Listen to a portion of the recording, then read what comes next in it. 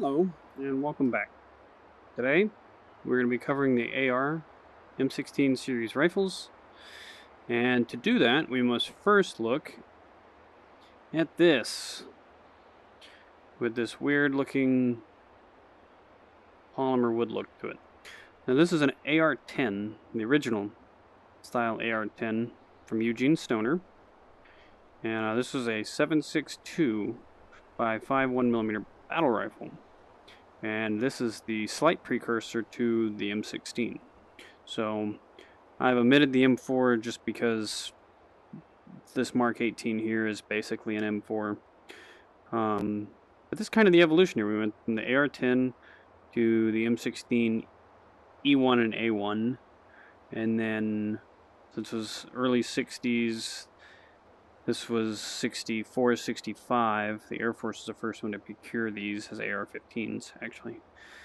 And this M16 is chambered for the smaller 5.56 by 4.5, which is super common nowadays. And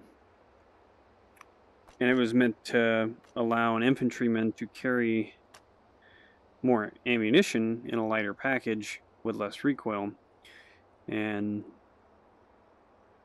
so if you could only carry, I don't know, 5 or 6 mags for this AR-10, you could carry 10 or 12 for the M16 because of the difference in weight. Not to mention packaging size. So let's look at the magazines for a second. That is a 20 round AR-10 magazine.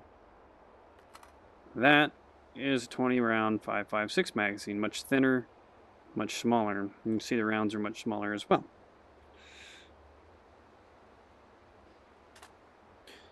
So we're going to start by shooting this one, and this one has charging handle here, and you can see when you cock it back, that rod that pulls back there, that is very reminiscent of the charging handle on the M16. So let's see how she does. Wow, that is loud, even in game.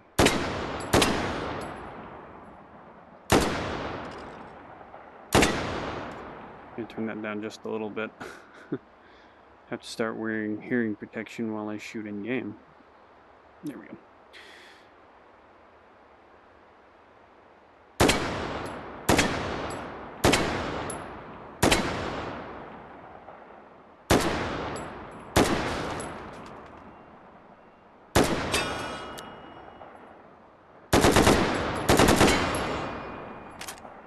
So that's the AR-10.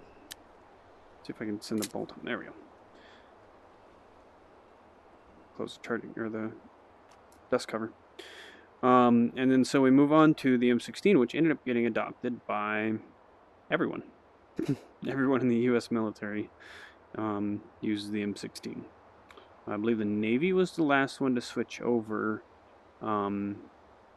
in large numbers. They were the last ones. They used M14s for quite a while. And hey, what do you know? That magazine went right into there.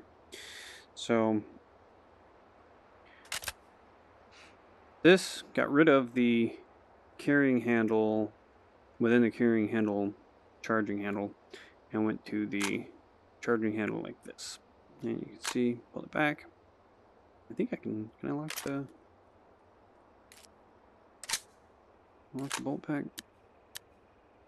I don't know what button combination it would be. So, oh, hey, that worked. And so this has flip adjustable rear sights. So you have your close in out to 200 meter sights, and then 300 meters to 500 meters on the small deep sight. And this had a bad reputation in Vietnam for jamming, for just overall unreliability. But what had happened, supposedly, was that troops weren't cleaning their weapon as much as they should. And compared to, the Vietnamese who are using AKMs, this proved to be less reliable. But in nice close-in jungle environments, I imagine 5.56, plenty fine. I know in the more modern days, in Afghanistan, Iraq, where the engagement distances are a little bit longer, particularly with the Army when they switched over to the M4 with a shorter barrel, less velocity. It wasn't performing well at range. The whole thing behind 5.56 is that it's small, light, and this is a 55 grain round. The 7.62 over here in the AR-10 is 150 grain, I believe. So it's quite a bit lighter. And with 55 grain full metal jacket boat tail rounds, which is what they used in the Vietnam era, that round, when it penetrated, it yawed slightly and then fragmented, and so it did a lot of damage. In the 62 grain rounds that we switched to, they do it as well. We switched to 62 grain, and they do that as well, but the velocity has to be above a certain mark. And I don't remember the exact numbers on it. I believe it's 2,700 feet per second. Coming out of the barrel, this thing's moving like 3,200, thereabout. And with the M4, you're losing more velocity. Now, at close range, it's not an issue, but when you get out to 300-400 meters, you're losing that velocity. So that's kind of the issue that we've had really recently. And I believe I just read the other day the Army is switching to a 6.8. They have decided to go ahead procuring 6.8 millimeter replacements. Served us since Vietnam. The iteration I don't have here is the M16A2 and A4s, and what they are is the same 20-inch barrel length M16 with a fixed stock. And the A2 switched to a heavier barrel, a birdcage muzzle brake. If you notice, actually, that has a birdcage muzzle brake on it, because it's got a little shroud at the front and holes in it. This has the old style prong flash hider. They switched to a round handguard, as well as on the A2, I believe they switched to a 3-round burst. They got rid of the full auto, and that came back on the M4A1, one of the M4 variants, I believe the A1, and the M16A4, which also has a flat top receiver with a Picatinny rail, kind of like this rail mount. And so that's the M16. It's got a fixed stock. There's a whole recoil buffer system here, so I built one of these. Built two of these, actually. And so the bolt here, I just hit the bolt release. The bolt travels back, and there's a spring and everything. This bolt's actually probably about that much longer, and that actually travels back into the buttstock. So if you notice, even on like a collapsible buttstock, there's a tube, and that tube has the buffer housing. So let's send a few rounds downrange with this.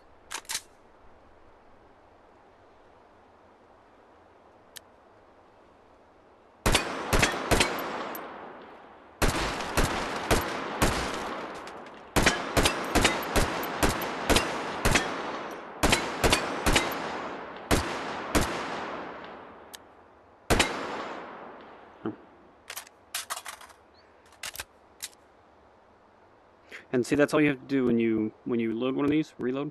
You hit the magazine. Keep bumping into that. Stay.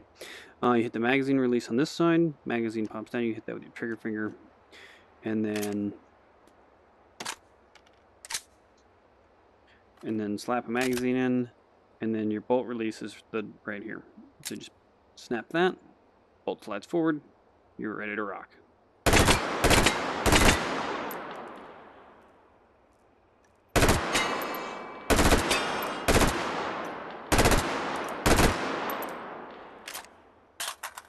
And so the original magazines were 20 rounders, and then at some point we switched to 30 rounders.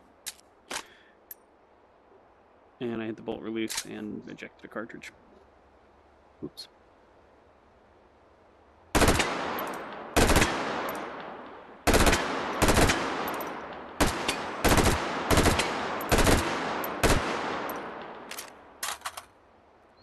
So that is the M16A1, and then this is the more modern iteration. Whoa, okay.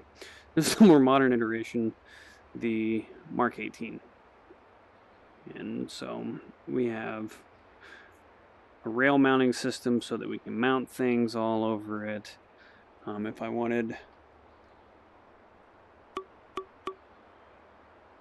attachments.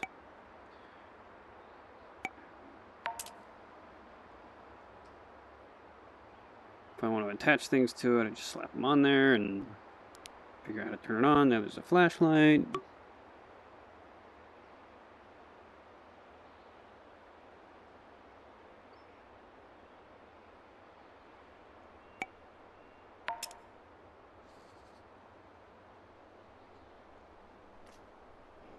Put a laser on this side.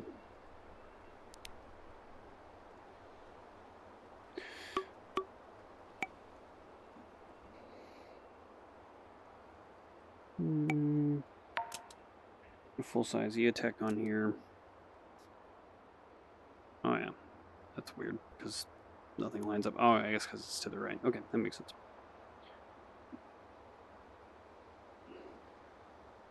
Those co-witness? No, they don't. Okay, so got a full-length rail here that can move and attach things. You really don't want your optic move that forward. Let me see if I can move this back some. I can remember how to take these stupid things off. Put that all the way back. And put it.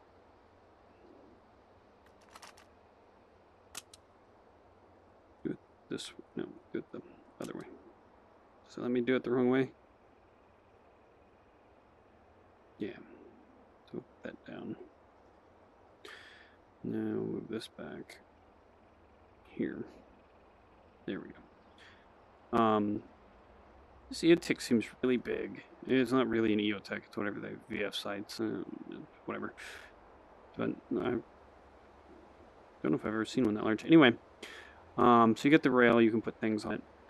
And that's kind of the big differences here. And we now have adjustable stock so we can move forward and backwards to adjust the length of pull. The shorter barrel, these have become more like a carbine. It is a carbine. Become more like the SMG, the modern SMG. Because at the moment, right now, the US military doesn't have a widely fielded submachine gun. They use these instead. Maybe not specifically the Mark 18, but the M4. So we got all kinds of new handguards. This one here is free-floated, so it actually doesn't touch the bore anywhere. If you notice on the M16, it makes contact. I got a flashlight. That's good. I got a laser pointer too. That works better. It makes contact here at the back, and then there's actually a ring right here that attaches to the barrel and the front sight post. We don't have that anymore, so the barrel's actually free to resonate and move as it needs to, because it's only attached back here, and normally it's not attached like that. There's a little ring that it sits into in some way. That's just floating. That's literally floating. Did I? No, I didn't. It does have a dust cover to keep rocks and debris and stuff out, and when you fire, the dust cover's closed, pops right open. And that's something that is missing. This has a dust cover, but this right here, this is a forward assist, so it's one of the evolutions that came from the M16E1, didn't have, and they introduced it on the A1 right here. And what it is, if the bolt didn't close all the way, you could punch that and it would close the bolt. I don't know if anybody actually uses them, but they're there. It's a feature.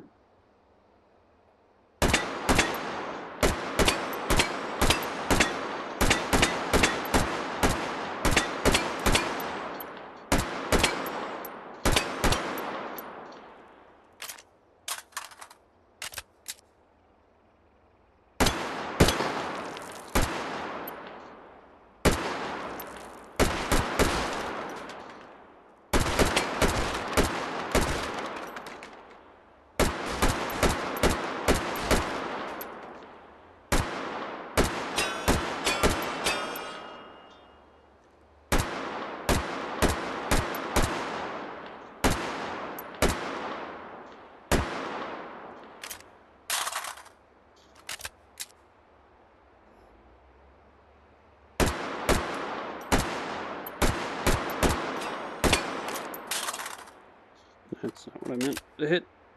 To hit that one.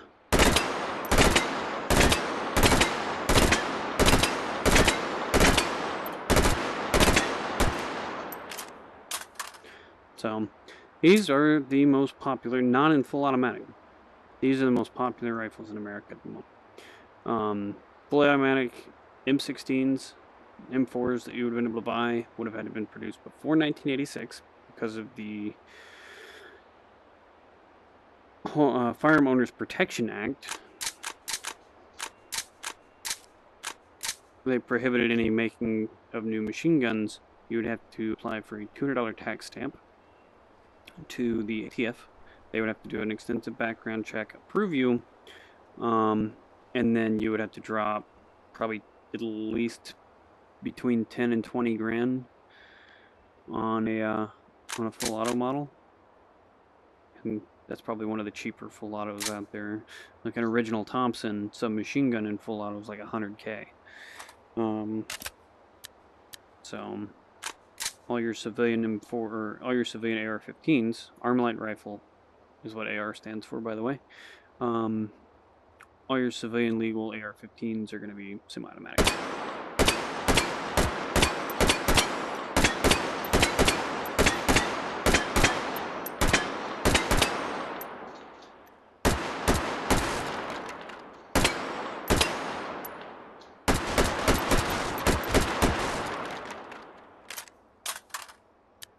And that's it for the AR family, I think.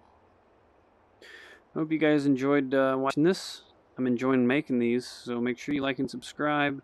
Leave any comments down below. I try to reply to all of them that I can. So I'll see you guys next time.